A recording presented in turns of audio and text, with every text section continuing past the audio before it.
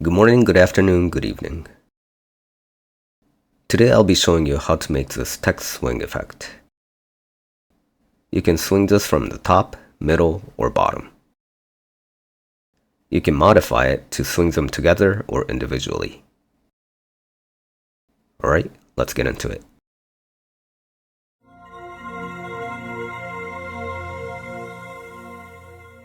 Alright, as soon as we get into Blender, we'll hop right into Geometry Nose Layout, H select all, X to delete. Shift A, add new mesh plane.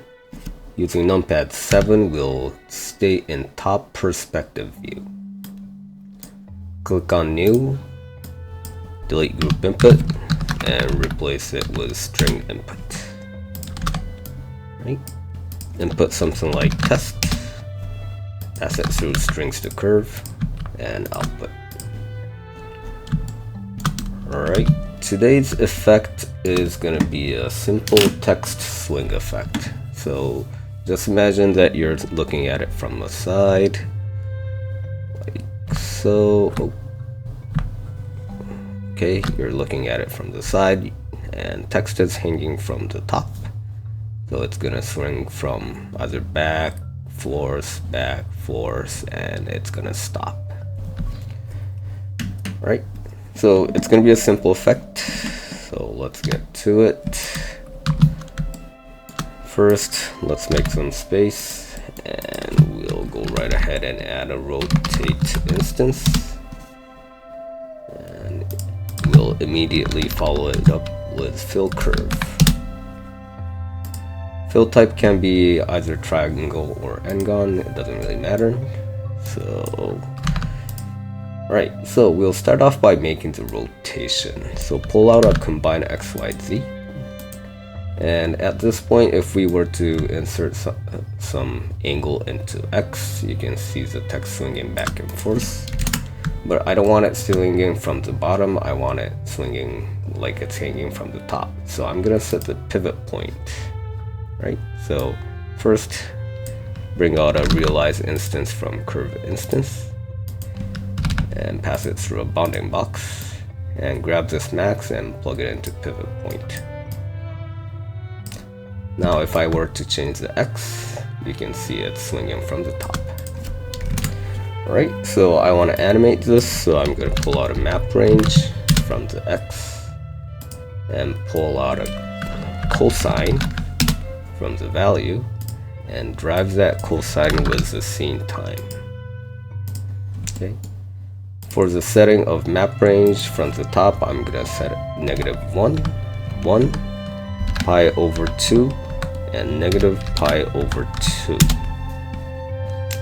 Now if I were to run the animation, you can see the text swinging, but it's swinging really slow, so I'm going to actually add a mask node after scene time, and multiply it by 5 to make it faster.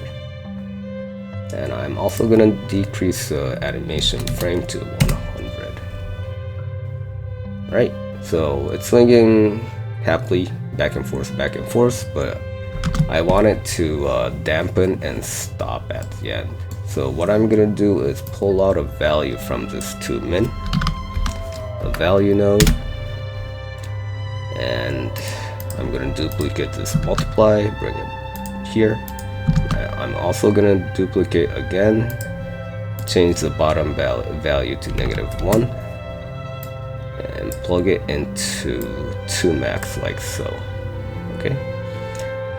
Next, what I'm going to do is change this value to go from 1 to 0, so I need a map range. And I'm going to drive this map range with scene time. I'm going to switch the toMax and toMin to 1 and 0. And now if I were to animate, this from max becomes a damping time, basically the duration of swing. So if I were to change this to like something like 3, it's going to swing for 3 seconds and stop. Okay. Well, the effect pretty much is complete. So say for example you want to change this multiply value, which is going to be the swing speed, to something like 10. And if I were to decrease swinging duration time to 2, then it's going to look kind of like a lightweight, something that is lightweight that's swinging around, right? Swinging really fast and it comes to a stop really fast. On the flip side, if I were to decrease the speed and increase the duration, then it looks more like something heavier, right, with high inertia. All right. So the effector is pretty much done, but I just want to introduce one more concept or one more node. So what I'm going to do is have an option to change the pivot point. Okay. So what I'm going to do is bring these two nodes down over here. So it's going to be on the bottom. So I want to be able to change the pivot point externally. So what I'm going to be using is a node called menu switch. And this node was introduced in Blender 4.1, so it's relatively new. Difference between this and a regular switch is that the conditional input for menu switch is a drop down instead of a boolean. Okay, so in order to use this, what you do is select it, open up the side panel, go to this node. I want to have 3 options, so I'm gonna add another option right there. And I'm gonna call the top one top, middle, and bottom, like so. I'm gonna be using a vector input, so I'm gonna change it to vector. And when I want the text swinging from the top, I'm gonna use the max value right here. And when I want it swinging from the bottom, I'm gonna use the min. And whenever I want to swing it from the middle, I'm gonna use max added to min, then scaled by 0.5, which is basically taking an average of max and min. Okay. So now I'm gonna plug this guy into the pivot point like so. Okay. And also, if I were to plug a group input or connect a group input to this menu, boom, you now have these options outside, so you can control it from here. Okay, so let's take a look. If I'm swinging from the top, it's swinging from the top.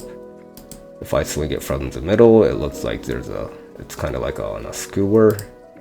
And if I swing it from the bottom, it's kind of flying out of the ground. Okay.